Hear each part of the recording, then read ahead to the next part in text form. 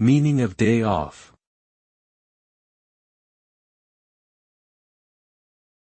Day off.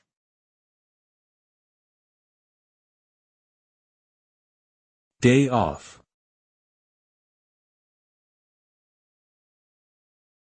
Day off.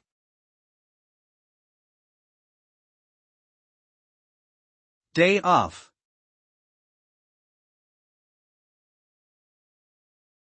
A day off refers to a day when someone is not required to work or attend school. This time can be used for rest, leisure activities, or personal obligations. It is a break from the typical routine and responsibilities of daily life.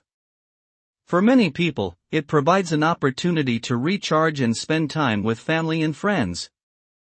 Taking regular days off is important for overall health and well-being, as it allows individuals to reduce stress levels, prevent burnout, and maintain a better work-life balance.